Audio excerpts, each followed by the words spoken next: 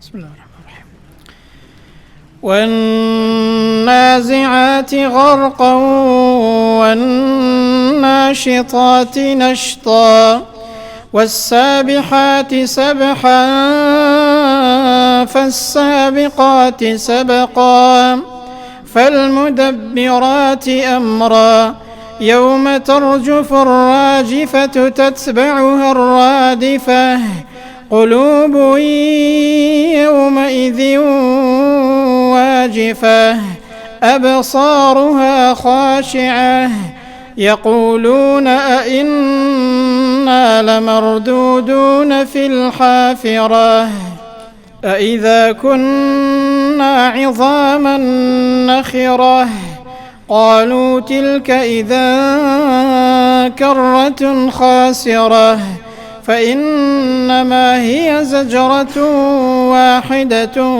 فإذا هم بالساهرة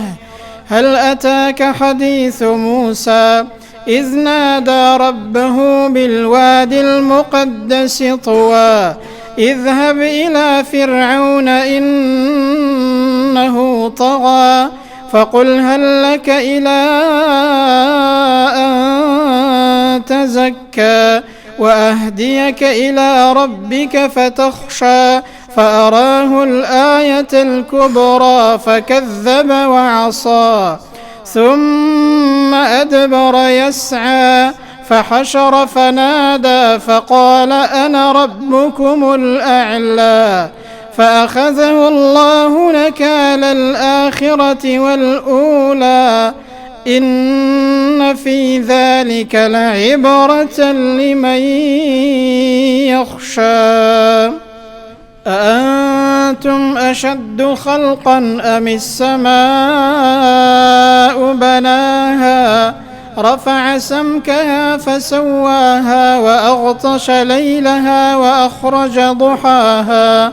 والأرض بعد ذلك دحاها أخرج منها ماءها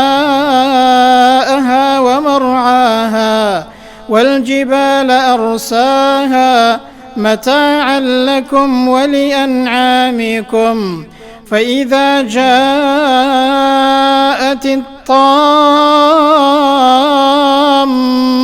الكبرى يوم يتذكر الإنسان ما سعى وبرزت الجحيم لمن يرى فأما من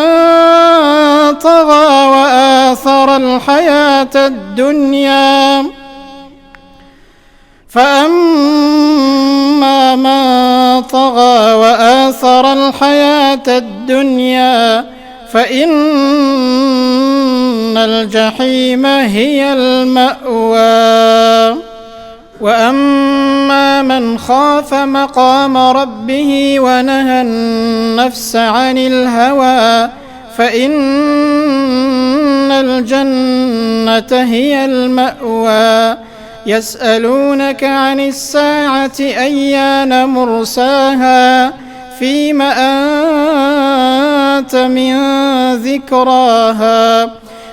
أنت من ذكراها إلى ربك منتهاها إنما أنت منذر من يخشاها كأنهم يوم يرونها لم يلبثوا إلا عشية أو ضحاها.